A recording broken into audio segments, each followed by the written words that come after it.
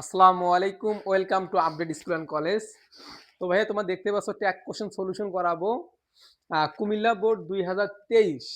ভাইয়া দেখো এ নাম্বারটা তোমরা দেখো, এ নাম্বার at present everybody likes cricket. এখন দেখো তোমাদের রাসেল ভাই শিখাইছে যে ট্যাগ কোশ্চেন করতে গেলে অর্থ জানতে হবে না, কিন্তু ন্যারেশন করতে গেলে 100% অর্থ জানতে হবে। যেখানে অর্থ জানতে হবে সেখানে আমরা অর্থ অবশ্যই শিখবো, আর যেখানে অর্থের প্রয়োজন নেই অযথা কেন পরিশ্রম করবো, তা না ভাইয়া? এখন দেখো তিনটা কৌশলের মাধ্যমে ট্যাগ কোশ্চেন সলিউশন শেষ সকল বোর্ড। যেটা প্রথমে দেখবা যে বাক্যটি অ্যাফার্মেটিভ নাকি নেগেটিভ। তো দেখো at present everybody likes cricket, এখানে নট যদি থাকতো তাহলে নেগেটিভ হইতো। যদি নেগেটিভ ওয়ার্ড যেমন হার্ডলি, স্কারলি, ফিউ, লিটল, এরকম সেলডম এগুলো থাকলে বাক্যটি নেগেটিভ হইতো। যেহেতু নাই তার মানে অ্যাফার্মেটিভ, তাহলে উত্তর হবে নেগেটিভ। ঠিক আছে ভাইয়া। 2 নাম্বার হচ্ছে তুমি অক্সিলারি ভার্ব খুঁজে বের করো।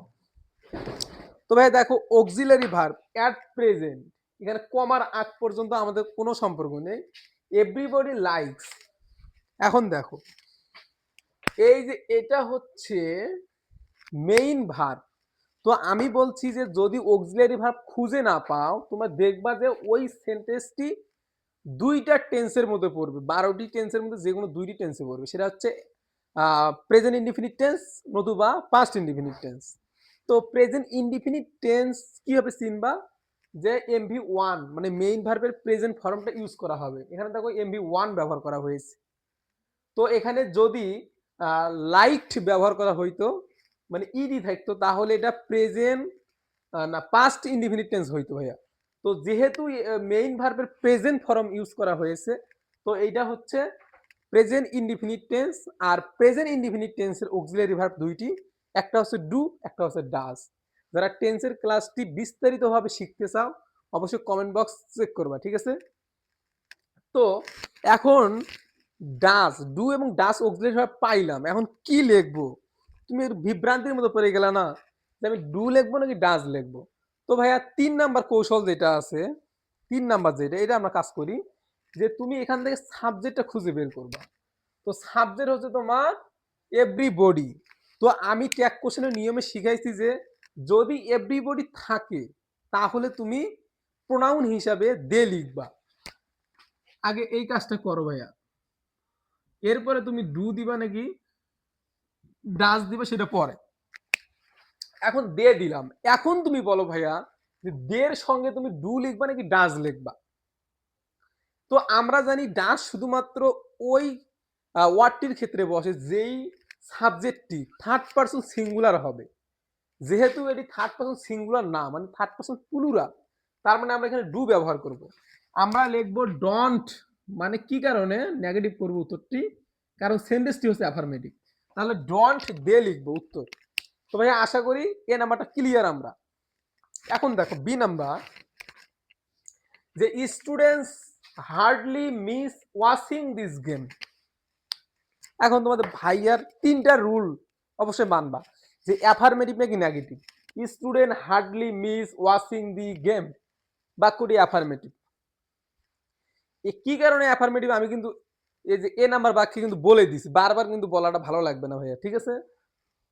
তো আরেকবার বলতেছি যে নট যদি থাকে তাহলে কিন্তু তোমাদের বাক্যটি নেগেটিভ, এবং যদি নেগেটিভ ওয়ার্ড যেরকম এই যে হার্ডলি, স্কারলি, সেলডম, ফিউ, লিটল এগুলো যদি থাকে তুমি দেখতে পাও তাহলে বাক্যটি নেগেটিভ। যেহেতু আমাদের এখানে হার্ডলি আছে ভাইয়া, তার মানে কি বাক্যটি 100% নেগেটিভ, উত্তর হবে অ্যাফার্মেটিভ, ঠিক আছে? এখন দেখো তোমাকে অক্সিলারি ভার্ব খুঁজে বের করতে হবে। আমি বলছি যে দুইটি টেন্সে অক্সিলারি ভার্ব লুকিয়ে থাকে, present indefinite, present indefinite, past indefinite. তো এই দুইটি টেন্সের ব্যবহার সবচেয়ে বেশি। দেখো ভাইয়া এটাতে প্রেজেন্ট ইনডিফিনিটের ব্যবহার করছে, এখানেও দেখো মিস ব্যবহার করছে, এখানেও দেখো তোমার প্রেজেন্ট ফর্ম ব্যবহার করছে, তার মানে এইটা প্রেজেন্ট ইনডিফিনিট টেন্স। এখন ডু এবং ডাজ দুইটি আমরা অক্সিলারি ভার্ব 100% পাইলাম। এখন স্টুডেন্টস মানে কি? এটা হচ্ছে প্লুরাল, মানে ছাত্রগুলো। তার মানে কি আমরা যদি প্লুরাল যখন পাবো তখন আমরা দে লিখবো প্রোনাউন হিসাবে। তো আমরা দে লিখলাম। এখন দেখো আমরা দের সঙ্গে কি বসাবো, ডু লিখবো নাকি ডাজ লিখবো? তো অবশ্যই একটু আগে জানো যে থার্ড পারসন সিঙ্গুলার হলে ডাজ বসে, যেহেতু প্লুরাল থার্ড পারসন প্লুরাল তার মানে ডু ব্যবহার করব।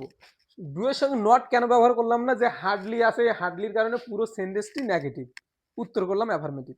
ক্লিয়ার? এখন ভাই দেখো তুমি সি নাম্বারটা দেখো।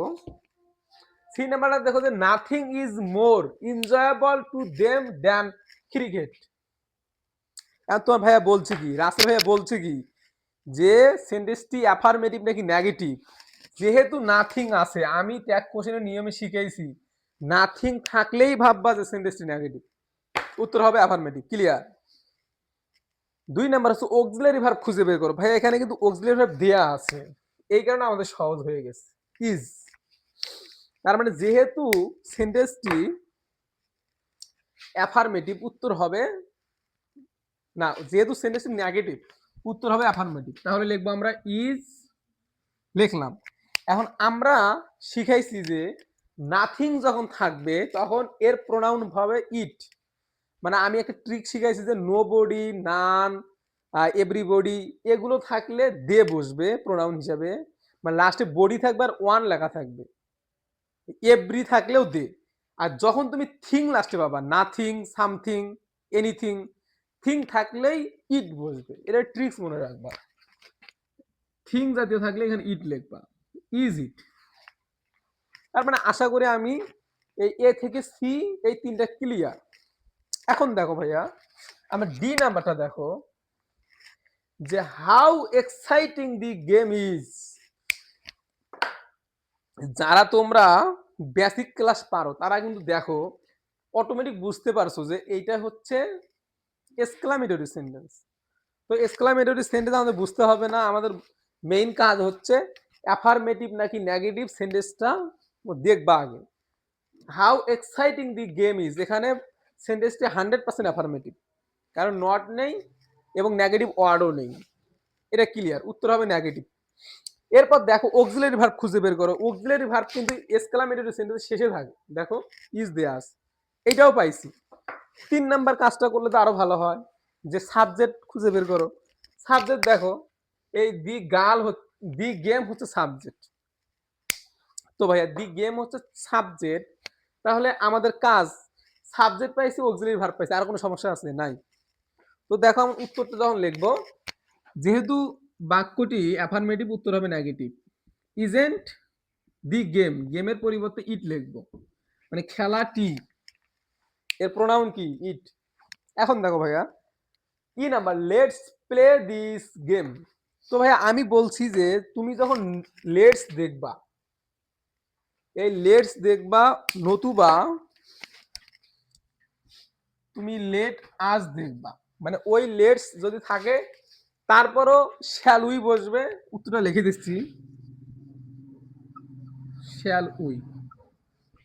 আর যদি তোমার এইটা থাকে তারপরও শ্যাল উই, তার মানে কি তুমি পরীক্ষায় যদি এইটা পাও তার মানে তুমি 100% 1 মার্ক কমন পাইলা, মানে কোনো রুল ছাড়াই। লেট আস অথবা লেট আস থাকলে তুমি শ্যাল উই বসায় দিবা। ক্লিয়ার?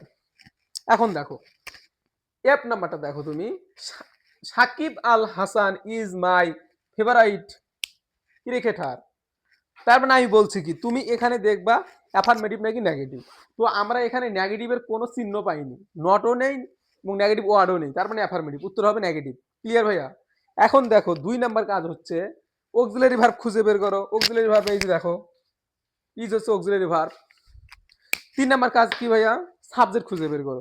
তো তোমাদের নাম, অনেকের নাম রিফাত আছে, জাহিদ আছে, আসাদ, রানা, লিমন, নদী, এর নামগুলো আছে এরকম। সাকিব আল হাসান এটা হচ্ছে একজন বিখ্যাত ক্রিকেটার, তোমরা অবশ্যই তাকে চেনো তাই না? সে একজন ছেলে। তার মানে আমরা সাবজেক্ট পাইছি, অক্সিলারি ভার্ব পাইছি, তাই না? তুমি এখন লিখবা কি, এখানে উত্তর হিসেবে লিখবা যে ইজেন্ট লিখবা, নেগেটিভ করো, কারণ বাক্যটি হচ্ছে অ্যাফার্মেটিভ, উত্তর হবে নেগেটিভ। আর সাকিব আল হাসানের পরিবর্তে প্রোনাউন হবে হি, হি বসবে। তো ভাইয়া আশা করি তুমি এফ নাম্বারটা ক্লিয়ার। এখন জি নাম্বারটা দেখো, it would be difficult to think of Bangladesh cricket without him. এখানে দেখো তুমি পুরো বাক্য বোঝার কোনো বিষয় নেই, সাবজেক্ট এবং অক্সিলারি ভার্ব পাইছো মানে তুমি তো অবশ্যই 100% ট্যাক্সন পাবা। আর একটা বিষয় লক্ষ্য করবা যে অ্যাফার্মেটিভ নাকি নেগেটিভ এইটা। তো দেখো আমরা এখানে নেগেটিভের কোনো চিহ্ন পাইনি জি নাম্বারে, এবং আমরা এখানে সাবজেক্ট এবং অক্সিলারি অথবা এটা হচ্ছে সাবজেক্ট ইট এবং উড হচ্ছে তোমাদের মডাল ভার্ব। তো আমাদের মডাল ভার্ব দিয়েও থাকতে পারে, অক্সিলারি ভার্ব থাকতে পারে, যে কোনো দুইটার মধ্যে একটা থাকবে, একটা থাকলে আমাদের এনা। আর যদি না থাকে তখন আমাদের ভাববো যে এটা লুকিয়ে আছে, আর লুকিয়ে থাকা সেন্টেন্সটা হচ্ছে প্রেজেন্ট ইনডিফিনিট টেন্স নাই পাস্ট ইনডিফিনিট টেন্সে, ওখানে গিয়ে আমরা খুঁজে বের করব। তো যেহেতু উড আছে এবং বাক্যটি হচ্ছে অ্যাফার্মেটিভ, উত্তর হবে নেগেটিভ। আমরা লিখবো উডেন্ট ইট, উডেন্ট ইট, ইট আছে ইট থাকবে, মানে প্রোনাউন দিলে প্রোনাউনে বসবে। তো ভাইয়া আশা করি আজকের এই কুমিল্লা বোর্ড 2023-এর কোশ্চেনটি সম্পূর্ণভাবে বুঝতে পারছো, এবং আমি আশা করি তোমাদেরকে পূর্ণাঙ্গভাবে বুঝাইতে পারছি। আর যদি তোমাদের কোনো ক্লাসের প্রয়োজন হয়, স্পেশাল ক্লাসে, অবশ্যই কমেন্টে বলবা, এবং পরবর্তী ক্লাসগুলো সবার আগে পেতে আপডেট স্কুল অ্যান্ড কলেজটি সাবস্ক্রাইব করবা। অসংখ্য ধন্যবাদ রইল তোমাদের।